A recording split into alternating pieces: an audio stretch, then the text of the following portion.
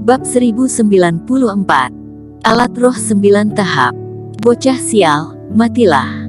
Di samping, wajah Jone Zhao pucat. Eric Qin mengalahkan 5 bawahan dalam sekejap, membuatnya menyadari kekuatan Eric Qin. Mata pria itu penuh niat membunuh dan pedang naga api di tangannya menyeret cahaya merah. Dia bahkan untuk sementara menyerahkan Kenny Zhao dan yang lainnya, bergegas menuju Eric Qin, berniat untuk membunuhnya terlebih dahulu. Cepat mundur, dia sangat cepat. Kenny Zhao kembali sadar, tetapi tidak punya waktu berteriak untuk mengingatkan. Murid Eric Qin tiba-tiba menyusut, dia hanya merasakan sekuntum bunga di depan matanya, lalu semburan panas menghantam wajahnya. Krisis hidup dan mati menyerbu dari belakang ke seluruh tubuh dalam sekejap. Ketika dia bereaksi, Jone Zhao sudah muncul di depannya, pedang panjang yang tajam, menebas ke arahnya, mencoba memotongnya dari tengah. Shoot! Bagaimanapun, Eric Qin selalu fokus, dia sekali lagi menggunakan transisi alam semesta, dan sosoknya tiba-tiba muncul ratusan meter jauhnya. Tempat dia berdiri sebelumnya, pedang panjang lewat, bahkan ruang itu terkoyak.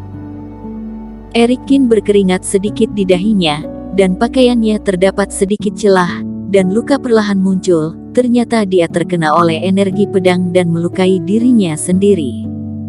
Inikah kekuatan alat roh 9 tahap?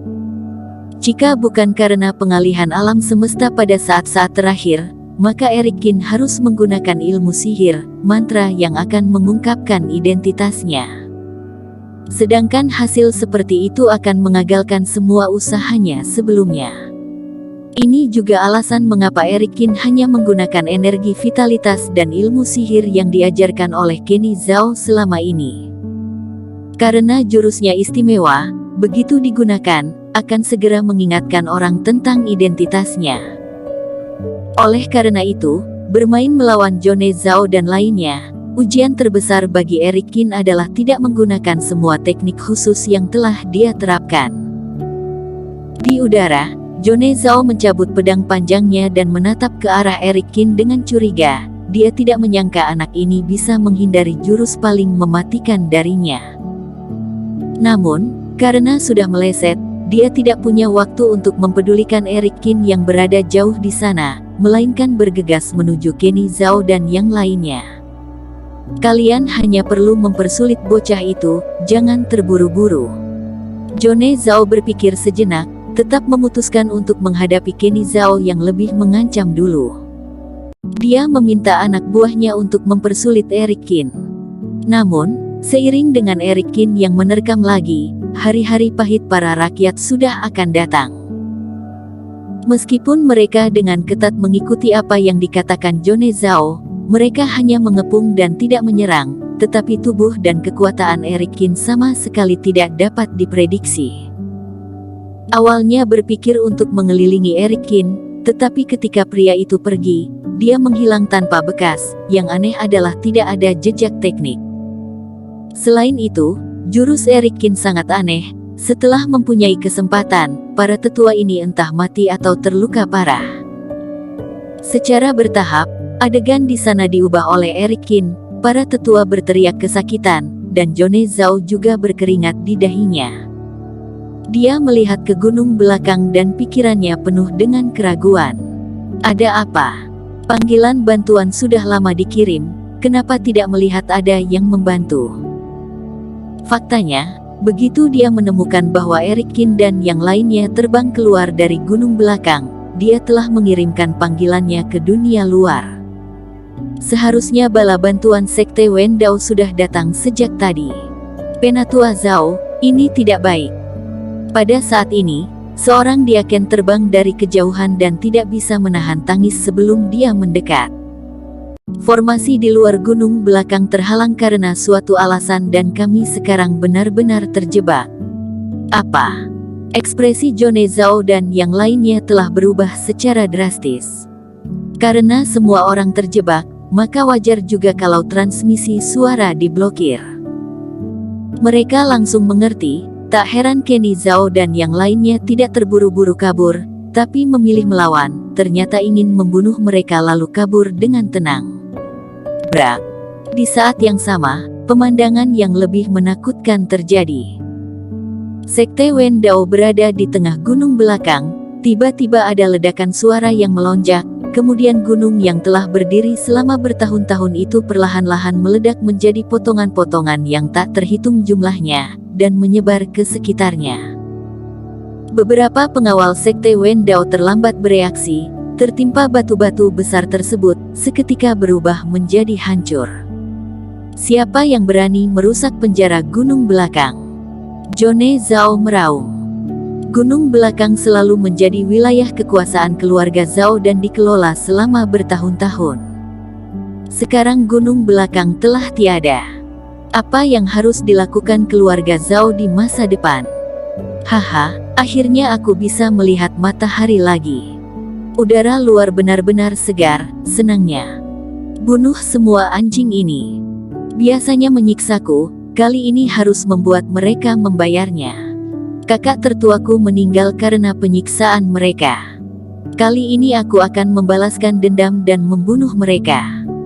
Yang lebih memusingkan adalah ribuan pejuang terbang keluar dari penjara yang rusak. Meskipun aura mereka tidak kuat, kulit mereka merah dan penuh dengan energi pembunuh. Banyak orang di dalam yang ditangkap tanpa alasan dan ditahan selama beberapa tahun atau bahkan dekade.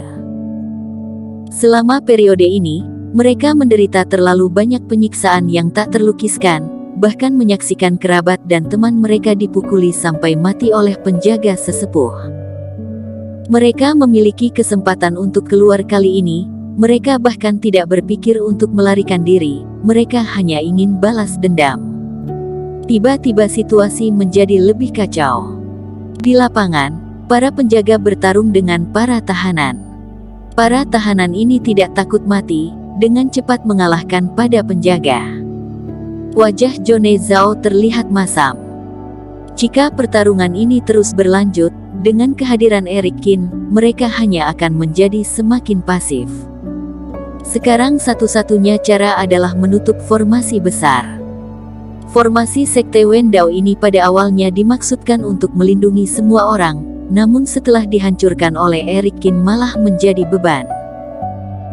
Namun Jone Zhao dapat mengerti bahwa selama formasi tersebut hancur dan batal, meskipun transmisi suara terhalang oleh formasi tersebut, tapi setelah tidak ada formasi, selama ada orang yang bisa melihat keadaan ini, pasti akan menyadari adanya keanehan.